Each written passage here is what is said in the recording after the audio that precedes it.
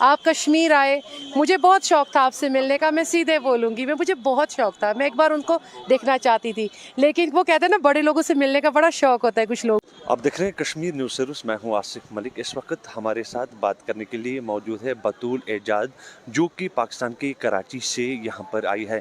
बतूल जी, आपका खैर मकदम है Kashmir. Thank you so much. पहले आप अपने हवाले से हमें बताइए, सफ़र कैसा रहा है आपका पाकिस्तान से लेकर यहाँ कश्मीर? सफ़र मेरा बहुत अच्छा रहा। मैं आई, जैसे शादी होकर आते हैं, लड़कियां आती हैं, बहुत सारी मेरी से पहले भी आई हैं, आगे भी आती रहेंगी, कोई ना कोई आता ही है, यहाँ से भी जाते हैं, तो मेरा बहुत अच्छा रहा। मेरे हस्बैंड आए थे, रिश्तेदार आए थे, सब मुझे लेकर के आए, और फिर यहाँ आके मैंने तकरीबन 10 साल के बाद मैंने काम शुरू किया। ये आप अंदाज़ा करें, मैंने मास्टर्स किया है, लेकिन मैंने कभी उस चीज़ को सामने नहीं लाया कि भी पढ़ाई को मैं कहीं जॉब करूँ, मैं कर भी नहीं सकती हूँ। बेसिक चीज़ वो है कि मुझ में I am not allowed to do it.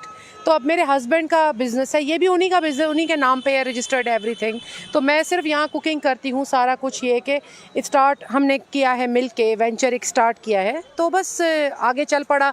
Government का बहुत सपोर्ट रहा है मुझे हमेशा इस चीज़ में, बस। और क्या जो आपने ब्रांड यहाँ पर बनाया है, जज्बा, मतलब क्या सोच के आपने ये जज्बा नाम रखा, आप हमें बता सकती हैं? मेरा एक मैसेज है लोगों के लिए इस नाम के थ्रू ही, कि हमेशा लोग मुझसे पूछते हैं इस नाम का मतलब क्या है। नाम का है एजाज़, मेरे हस्बैंड का नाम है, बतूल मेरा नाम है, एजाज़ का जाज़, बतूल का बा, मिला के बन गया जज्बा।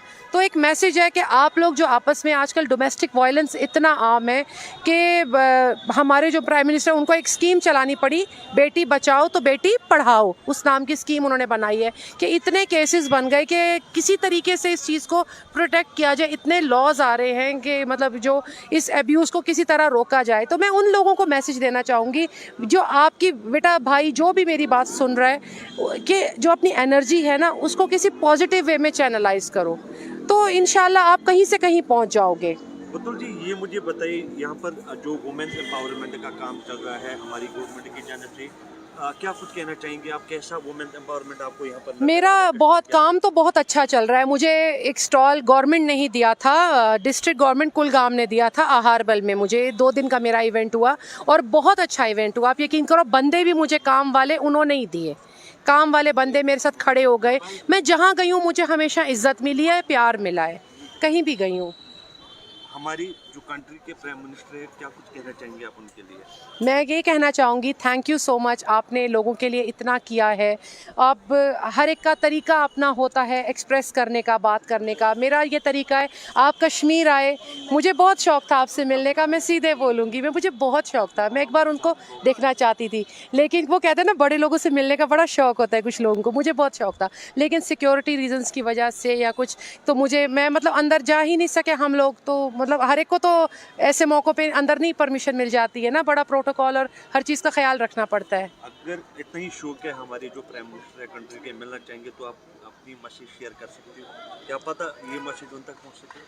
Thank you sir, thank you so much. अब ये कि हम इतने बड़े तो है नहीं कि हम आपके पास आ जाएंगे, अभी हमें तो उस लेवल पे हम नहीं पहुँचे हैं, लेकिन लोगों के लिए आपकी जो स्कीम्स है, और ख़ास करके कश्मीर में लड़कियों के लिए जो आजकल यूथ को अनएम्प्लॉयमेंट का सामने, अगर उसके लिए आप कुछ स्कीम्स कर दें, क्योंकि कुछ चीज़ें बाज़ों का ये नहीं होता, देखें माँ बाप भी आपको हाथ पकड़कर चलना सिखाते हैं, चलना आपने खुद है, गवर्नमेंट आपको रास्ता दिखाएगी, लेकिन उस रास्ते को पकड़ के आगे आपको खुद बढ़ना है।